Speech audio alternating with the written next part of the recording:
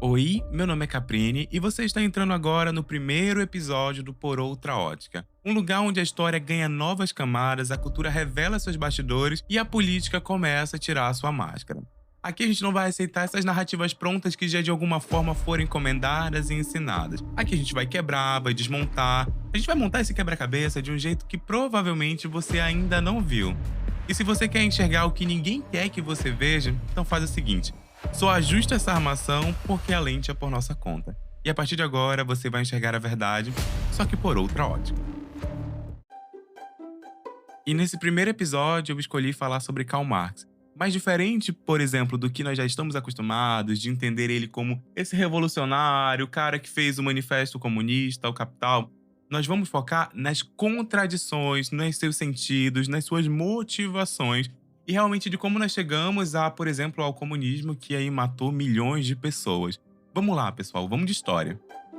Por décadas, a academia, a mídia, a militância, eles tentaram nos vender a imagem de um profeta, um gênio incompreendido que desvendou os segredos do capitalismo, que nos deu um mapa para uma utopia, para uma sociedade perfeita. Mas na verdade, meus amigos, minhas amigas, a realidade é bem diferente daquilo que nós já estamos acostumados. E o que a gente vai fazer aqui é muito simples. Nós vamos tirar a poeira dos livros, ignorar o culto e olhar para o homem e para a doutrina com a lupa da realidade. E nós vamos expor as contradições, as falhas teóricas e, o mais importante, os rastros de sangue que suas ideias deixaram na história. A primeira contradição do marxismo ela está interligado com o próprio Marx. Ele é visto, por exemplo, como ali o grande crítico da burguesia, que era o paladino dos proletariados, mas a realidade ela é bem diferente, gente. Karl Marx ele nasceu numa família burguesa próspera, ele recebeu uma educação de elite, casou com uma aristocrata prussiana, ele era, de essência, pessoal, um burguês de berço que dedicou a vida a condenar a classe que ele era produto. E você pode perguntar assim, mas dizem por aí que Karl Marx era inimigo do capital, que ele odiava o consumismo. Gente, a realidade ela é bem diferente, tá bom? Karl Marx ele era totalmente dependente daquilo que ele mais criticava. E no decorrer do episódio, vocês vão entender o porquê. Mas, por exemplo, enquanto Karl Marx ele rabiscava o Capital, quem sustentava ele era o seu amigo Frederick Engels, que nós vamos trazer um episódio aqui exclusivo falando só sobre ele. Era um industrial capitalista, herdeiro de uma fábrica.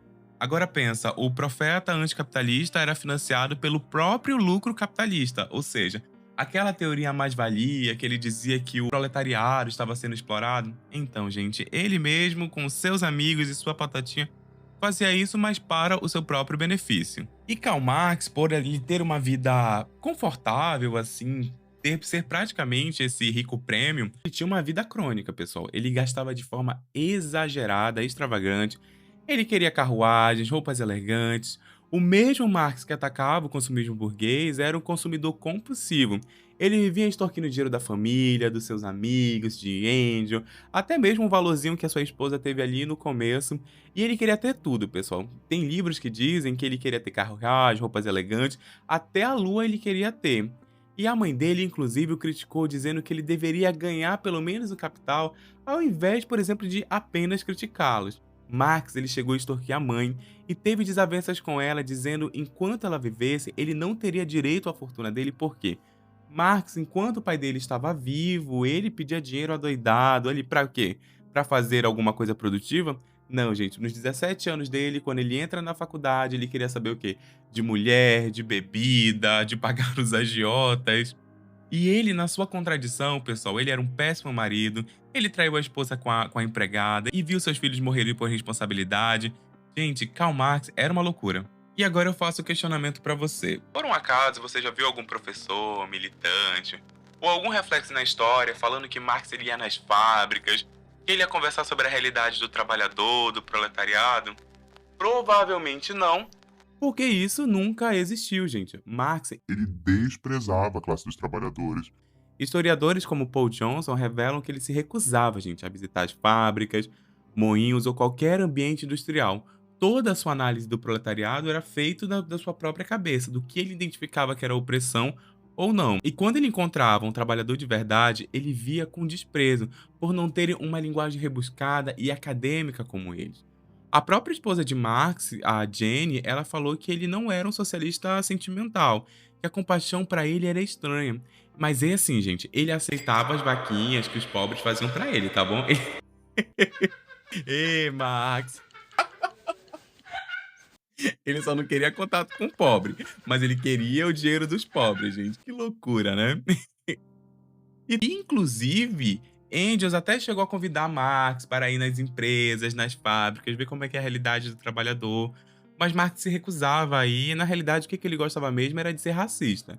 Ele e Engels, gente, eles trocavam cada cartas assim que eu vou trazer inclusive um episódio onde ele chamava o judeu preto de inferior, que, por exemplo, os africanos eram racialmente inferiores, chamava, por exemplo, os mexicanos de preguiçosos, e verificava que todo mundo que não era da Europa era um lixo racial. O desprezo de Marx pela classe trabalhadora era tão grande que quando ele funda a Liga dos Comunistas, a maioria das pessoas que estavam compondo ali, os escritores, eram todos burgueses. Os trabalhadores eram apenas um símbolo, e à medida que o partido crescia, Marx certificava de que os socialistas da classe trabalhadora fossem totalmente afastados de qualquer posto de influência dentro do partido dele. Ele colocava um ou outro só para cumprir tabela, sabe? E quando perguntavam dele por que ele não queria um contato mais próximo com a classe trabalhadora, chamando eles para o Partido Comunista, para a Liga Comunista, ele dizia que os homens com experiências reais de fábricas costumavam ser contra a violência e a favor de melhorias progressivas. Ou seja, ele dava uma desculpa dizendo que essas pessoas não seriam interessantes para a questão do progresso, do movimento comunista. E na síntese, Marx ele nunca quis a melhoria, ele queria a revolução e para ele, quanto mais as pessoas sofressem, melhor seria para a revolução, porque a classe trabalhadora de alguma forma ela ia se revoltar e ia quebrar tudo, mas assim, contato com a classe trabalhadora ele não queria. Nós já vamos voltar ao episódio, mas eu só quero te dar dois avisos extremamente importantes. O primeiro é que o seu feedback é muito importante. Então não esquece, por exemplo, de curtir, de favoritar, de dar 5 estrelas, de comentar e também me dar o seu feedback nas redes sociais ou aqui mesmo nos comentários. Eu preciso saber muito como isso está chegando para vocês, se está ficando muito claro. Lembrando que eu não tenho tanta experiência sobre como funciona esse mundo de podcast, mas eu tenho muita vontade no meu coração. E o segundo aviso é que eu abri um Apoia-se. Lá você pode me ajudar com qualquer quantia e você vai receber, gente, episódio exclusivo, você vai receber todo o material que eu estou utilizando para reescrever esse episódio. E também vai ter lá resenha de livros, enfim, vai ter uns sorteios, algumas coisas que eu estou planejando por lá. E a tua ajuda é muito importante porque, lembrando, gente, eu faço esse projeto totalmente sozinho e eu edito, eu escrevo, não tenho uma equipe. E também eu peço desculpa se houve alguma falha, algo relacionado, tá bom? Então faz isso. Se você puder me ajudar, compartilha esse podcast, me marca nas redes sociais, me dá o seu feedback. E se você quiser me ajudar com alguma quantia financeira, eu deixo aqui o link do meu Apoia-se, tá bom? Vamos voltar pro episódio. Apesar da hipocrisia pessoal ser muito grave, a falha na doutrina de Marx era fatal, gente. A base de todo o edifício marxista é a teoria do valor-trabalho. A ideia de que o valor de algo é determinado apenas pelo tempo de trabalho gasto para produzi-lo. Tanto que diz, se a classe trabalhadora de tudo produz, a ela tudo pertence. E que o lucro capitalista era a mais-valia, ou seja, o valor roubado do trabalhador. E isso, gente, é um erro primário de economia, e aqui está falando a pessoa formada em economia. Tanto que, quando a gente vai analisando ali nomes como Hayek, ele desmantelou isso. O valor não é o objetivo. O valor, gente, ele é subjetivo. Ele é determinado pela demanda do consumidor. Ou seja, se eu gasto 100 horas para fazer um sapato, mas ninguém compra, ele vale zero, gente. E aonde está o valor trabalho disso? Mas Marx ignorou os fatores cruciais do risco empreendedor, do investimento de capital, tecnologia e principalmente a escolha do consumidor. A isolar o trabalho, ele criou um modelo de econômico tão simplista e profundamente defeituoso que, não sei se vocês sabem, mas o socialismo não tem cálculo, sabe? Eles não conseguem chegar no parâmetro matemático para dizer como vai ser essa revolução deles. E aí você percebe o quanto é algo devastoso. E muitos críticos, eles apontam a desonestidade intelectual de Marx. Por exemplo, em 1880, estudiosos de Cambridge, eles analisaram os registros econômicos ingleses que Marx ele dizia, na realidade, que ele usou no seu livro mais famoso, que é o Capital. E a conclusão, pessoal, é que Marx falsificou os dados deliberadamente. Ele criou citações fictícias para tentar provar que os trabalhadores estavam empobrecendo, quando os dados reais mostravam o oposto, ou seja, ele queria dizer que o capitalismo estava afundando a classe trabalhadora, que a revolução industrial estava prejudicando todo mundo, mas na realidade foi totalmente diferente. Ele distorcia a realidade dos fatos, dos dados, para que ela se encaixasse perfeitamente na sua narrativa revolucionária. Tanto que, por exemplo, Trotsky e Lenin, eles vão dizer que, olha, é necessário, por exemplo, a gente mentir, fazermos ali, ocultarmos a verdade, ou seja lá qual for o sentido da tão sonhada revolução comunista socialista. A gente precisa entender que a mentira está na fundação do sentimento socialista. Se a vida pessoal de Marx era hipócrita, a sua teoria era falha, pessoal. O teste final é a realidade, é aqui que o marxismo ele desmorona de vez, mas ninguém fala sobre isso porque de alguma forma pode quebrar a narrativa. Marx ele fez duas grandes profecias, ambas falharam miseravelmente. A primeira profecia era que o capitalismo entraria em colapso. O que aconteceu foi que o capitalismo se mostrou resiliente, ele se adaptou, criou um estado de bem-estar social, trouxe o salário mínimo, gerou inovações tecnológicas que elevaram o nosso padrão de vida em educação, saúde, infraestrutura. E outro ponto, na realidade a segunda profecia, é que os trabalhadores iriam se unir internacionalmente em nome de uma revolução. E o que aconteceu, gente? Inclusive o filósofo Isaiah Berlin observou que identidades como nação, religião, cultura, etnia provaram ser mais fortes do que a solidariedade de classe. O homem é mais do que um mero proletariado, do como Marx ele queria colocar essas pessoas. Ele é um cidadão, um pai, um fiel, um conservador. O que a gente precisa entender sobre a realidade de Marx é que ele não amava a classe trabalhadora, o proletariado, e muito menos ele queria fazer a mudança. A raiva que ele tinha da burguesia, por ele fazer parte, e acabou acontecendo que a sua mãe e os seus familiares não aguentaram mais os abusos, tanto que tiraram a herança. Na realidade, não. Ele estava devendo e a mãe, na hora de dividir a herança, não conseguiu dividir com ele. E ele começa a fazer ataques pessoais à sua mãe e vai verificando que seus amigos burgueses que o sustentavam, que ele pedia dinheiro para os agiotas, não queriam realmente mais uma relação com ele. Então, quando Marx começa a escrever tudo isso, o que ele queria, gente? Ele queria, de alguma forma, ser o líder, o epicentro de toda essa revolução, tanto que Marx ele vende a utopia do comunismo, de uma sociedade onde a classe trabalhadora iria dominar, enfim, isso aí do comunismo você já sabe. Mas ele fala, né, que para você chegar no comunismo era necessário você passar pelo passo que é o socialismo. Socialismo é onde o quê? Que as pessoas ali, a classe filósofa, revolucionária, os líderes, vão tomar os meios de produção, tomar o Estado, organizar a sociedade para depois distribuir e passarmos para a questão do comunismo. Mas isso nunca iria acontecer se Marx, por exemplo, tivesse concebido o seu plano, porque quando nós vamos analisando das pessoas que sucederam, você vai verificando que onde o comunismo barra socialismo eles se habitaram, eles têm o quê? Tinham o quê? Miséria, fome, morte, perseguição, entre outros N fatores. O que Marx queria eram pessoas adeptas da classe trabalhadora que de alguma forma colocasse ele como rei para ele provar para sua família, para alguém, que agora ele era o dono dos meios de produção, que ele não precisava mais depender dessas pessoas. Mas seria até interessante, entre aspas, se essa falha ficasse apenas numa falha teórica e não histórica, gente. O marxismo ele não é uma teoria acadêmica inofensiva, ele foi um projeto de poder totalitário que onde passou, gente, ele trouxe morte, trouxe fome, e inclusive o conceito de ditadura do proletariado que Marx defendeu foi a porta de entrada para a tirania. Lenin e Stalin usaram essa frase para justificar a criação de um Estado repressivo, com polícia secreta e a eliminação violenta de qualquer oposição. E o resultado, pessoal, como no livro negro do comunismo, ele nos dá os números.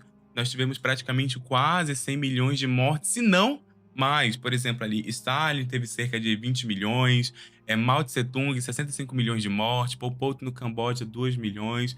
Ou seja, onde o marxismo ele foi implementado, pessoal, nós tivemos escassez crônica, ineficiência sistemática, fome devastadoras. E nós verificamos que Marx ele era o quê? Um hipócrita burguês, arrogante, que desprezava a classe dos trabalhadores e que vivia de esmola. Ele vivia, ele fez uma doutrina falha, baseada em dados falsificados e que ignorava a natureza humana e a economia real, e foi um caminho direto para o totalitarismo, gente, uma tirania e a morte de dezenas de milhões de pessoas. O marxismo foi a maior fantasia do século XX, um sonho de um mundo perfeito que se tornou num edifício monstruoso de mentiras, exploração e opressão. O marxismo não é a solução, ele é o problema. Mas você deve estar se questionando, mas Caprini, por que não ensinam isso nas escolas? Por que não falam sobre isso? Gente, porque isso desmonta totalmente a narrativa do que as pessoas ali, os famigerados marxistas, comunistas, eles querem. Tanto que é só você fazer um exercício. Por exemplo, se você está dentro de uma graduação, de um curso, por exemplo, como Sociologia, História, Economia, Contabilidade, cursos que provavelmente entrelacem com a teoria marxista, analisem, por exemplo, qual é o autor, na realidade, o histórico do autor do livro de história que está trazendo aquela percepção. Por exemplo, o livro A Era dos Extremos, do Eric Hobsbawm, que é um livro ali que ele é utilizado no curso que eu fiz, que é de economia, ele conta a história do século XX, mas ele não conta, por exemplo, o que o marxismo fez. Mas aí você vai se questionar do porquê ele não fez isso. Porque ele era assumidamente marxista. Então vai ver ali, por exemplo, na referencial bibliográfico, de que doutrina ideológica essas pessoas elas eram. A gente precisa entender que nós fomos domesticados aqui no Brasil desde ali do golpe militar, e eu não chamo de golpe, tá bom, gente? Eu chamo de revolução, inclusive vou trazer um episódio para vocês, a verificarmos, na realidade, a analisarmos o mundo através de uma luta de classe. Tanto que nós temos, por exemplo, aqueles jargões que dizem não existe verdade absoluta, tudo é muito singular, tudo foi entrelaçado para que hoje a nossa educação seja 100% marxista, ao ponto que quando o Lula ele começa a vir a questão da classe, dos trabalhadores, aquele cara do sindicato, a gente votou nele sim por quê? Quer dizer, a grande maioria eu não votei no Lula, né? Não tinha nem idade para votar naquela época. Porque o Lula, ele é a fisionomia, na realidade, a filosofia do marxismo. Nós estávamos tão acostumados com a doutrina que viria um cara revolucionário, que tiraria a gente da pobreza e blá, blá, blá, blá, que quando o Lula ele veio, a gente colocou ele na presidência e viu o desastre que se tornou. Mas por que isso aconteceu? Porque nós fomos domesticados, desde o tempo da escola, pela mídia, pelos livros, por tudo, a acreditarmos a vida pelo um viés marxista. E chegamos ao fim do primeiro episódio do Por Outra Ótica.